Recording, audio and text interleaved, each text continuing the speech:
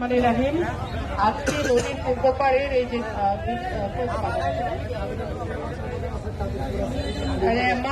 আলীনগর কাদিরপুর বাসিন্দা থেকে অনেক মানুষ এখানে এসেছেন।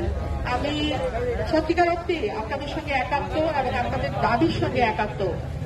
আর রাজারবাজারে যে বৃষ্টি পূর্ব পাড়ের মানুষের সঙ্গে আমাদের সংযোগ স্থাপন করেছিল, এই বৃষ্টি হয়েছিল বিএনপির দুধ সরকার মহল এই ব্রিজটা যাতে ধ্বংস হয়ে যায় শুধুমাত্র তাদের পকেটকে বাড়ি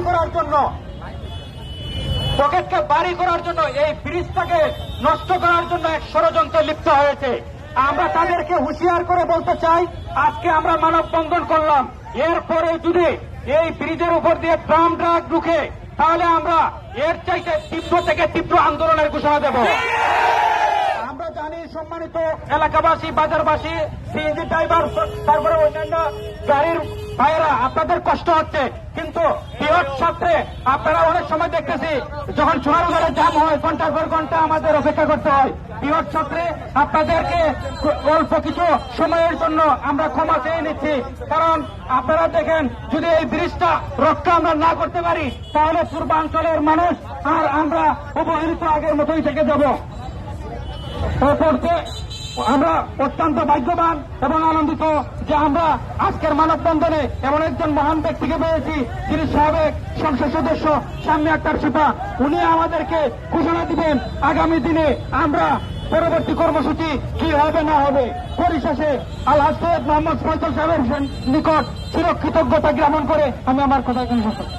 ধন্যবাদ রেজু আহমেদকে। আমি আপনাদের কাছে একটা কথা বলতে চাই, যারা আজকে জানে গাড়িগুলো যারা আছেন এখান থেকে সরিয়ে পড়েন।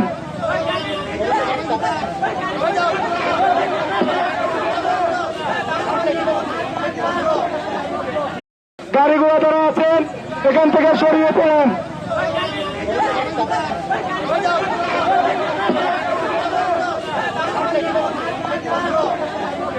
মহল এই ব্রিজটা যাতে ধ্বংস হয়ে যায় শুধুমাত্র তাদের পকেটকে বাড়ি করার জন্য এই ব্রিজটাকে নষ্ট করার জন্য এক ষড়যন্ত্রে লিপ্ত হয়েছে।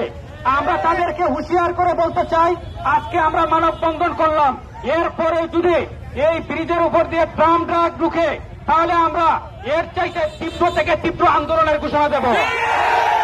আমরা জানি সম্মানিত এলাকাবাসী,